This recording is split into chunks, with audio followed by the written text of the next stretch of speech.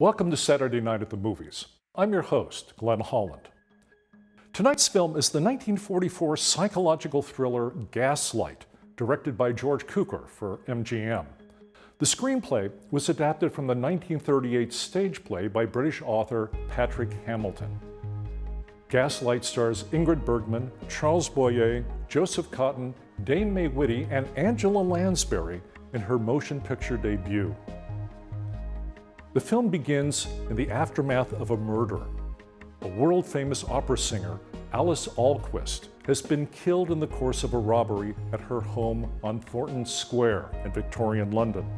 Her niece Paula, who has lived with her aunt since her parents' deaths, leaves the house and travels to Italy, where she studies to become an opera singer herself.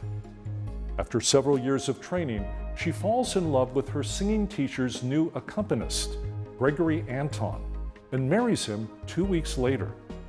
At his insistence, they return to London to live in her aunt's long empty house in Thornton Square. Paula knows no one in London except for an older woman who lives nearby, whom she met during a train trip in Italy, and a young man who seems to recognize her when she and Gregory visit the Tower of London. In the house on Thornton Square, Gregory hires a surprisingly impertinent young maid. To keep Paula from suffering from unpleasant memories, Gregory suggests putting her aunt's belongings into an unused room on the house's top floor and barring the door. When Paula discovers a letter to her aunt from a young man named Sergius Bauer, Gregory reacts violently and snatches it away from her. Soon, strange things begin to happen to Paula. Gregory accuses her of stealing things she has no memory of taking, and when Paula is alone at night, she notices the gas lights in her room dimming and mysterious noises echoing around the room. Is she going mad? Or is something more sinister going on? Patrick Hamilton's play Gaslight premiered in London in December 1938. Hamilton, a novelist as well as a playwright, had his first stage success with Rope in 1929. Rope was based on the real-life murder of 14-year-old Bobby Franks by Nathan Leopold and Richard Loeb in Chicago in 1924. It was made into a film starring James Stewart and directed by Alfred Hitchcock in 1948. But Hamilton's life took a dark turn after this early success. He was disgusted with many aspects of modern life and drank excessively. In 1932, he was hit by a drunk driver and dragged through the streets of London. The accident left him disabled and disfigured. 2 years later, his mother committed suicide. But in spite of these tragedies, Hamilton continued to write both novels and plays, and in 1938 had his second major stage success, Gaslight. The original London production of the play ran for 6 months, but it was later produced in the United States in a modified form under the title 5 Chelsea Lane in 1941. Vincent Price and his wife, actress Edith Barrett, saw production in Los Angeles, and Price worked to bring the original play to New York. It opened on Broadway on December 5, 1941, under the title Angel Street, with Vincent Price in the lead. Despite a blow to business with the Japanese attack on Pearl Harbor 2 days later, Angel Street proved popular with both critics and audiences and became one of the longest-running non-musical plays in Broadway history, closing at the end of 1944 after 1,295 performances.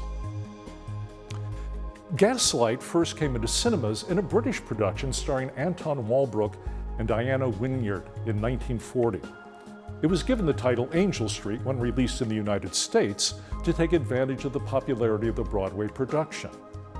It hewed fairly closely to the play and was well reviewed. The popularity of the play and the British film led MGM to purchase the rights for an American-produced remake, with the stipulation that all prints of the earlier version would be destroyed.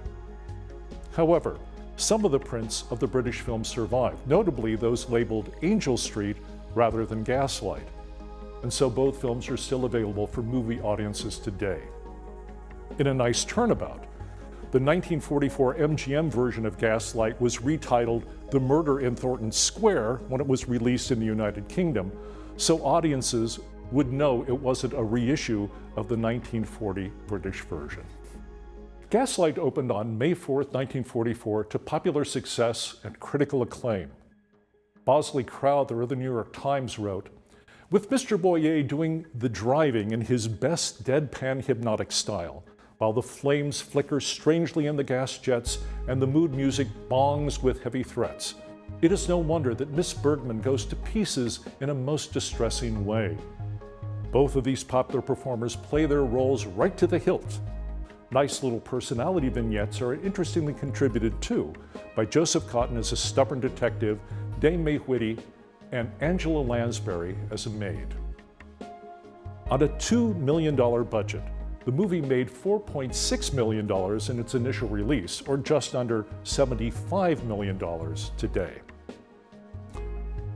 Ingrid Bergman was at first reluctant to take on the role of Paula Alquist, since Paula's emotional fragility and submissiveness ran counter to her own self-image as a strong, independent woman.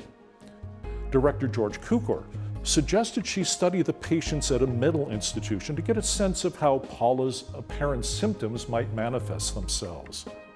Bergman followed his advice and used one particular female patient as her model for her portrayal of Paula. The role ultimately became one of Bergman's favorites, and with good reason. It earned her the first of her 3 Academy Awards for Best Actress.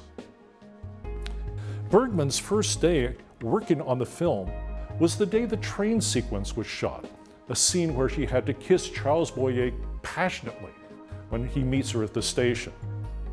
The awkwardness of the situation was complicated by the fact that since Bergman and Boyer were the same height, he had to stand on a box to appear taller, a box Bergman kept kicking as she ran towards him. Ingrid Bergman later said Charles Boyer was one of the nicest actors she had ever worked with, as well as the most intelligent. She wrote, "He was widely read and well-educated and so different." Among the 7 Oscar nominations for Gaslight were Best Actor for Charles Boyer, Best Picture, Best Director for George Cukor, and Best Adapted Screenplay. But all 4 of those Oscars went instead to Leo McCarey's Going My Way, starring Bing Crosby and Barry Fitzgerald. Gaslight did manage to claim a 2nd Oscar for Best Art Direction in a black and white movie. The carefully detailed Victorian sets of the house on Thornton Square were designed by Paul Huczynski, a German refugee who was well acquainted with the decor common in the homes of the European upper classes. Huczynski filled each of the sets with paintings, furniture, and period bric-a-brac to emphasize Paula's feelings of claustrophobia and vague unease. Perhaps the most surprising Academy Award nomination for Gaslight was for Best Supporting Actress for Angela Lansbury.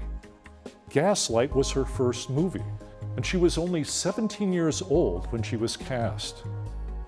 One of the screenwriters, John Van Druten, had suggested to George Cukor that he should screen test some of the daughters of Irish actress Moyna McGill. Angela Lansbury was the first of her daughters to be tested. Despite her complete lack of film experience, Cukor was struck by her poise and ability and called her a natural-born actress. When Lansbury was cast in Gaslight, she had to leave her job as a sales assistant at Bullock's department store in Los Angeles. She was making $27 a week, and when she told her boss she was leaving, he offered to match whatever she would be making in her new job. He decided it would be best to let her go when he learned her new salary would be $500 a week. The primary cultural legacy of Gaslight is its contemporary use as a verb to describe the sort of mental abuse Gregory Anton inflicted on his wife Paula. Gaslighting became a popular term in amateur psychology in the mid-2010s.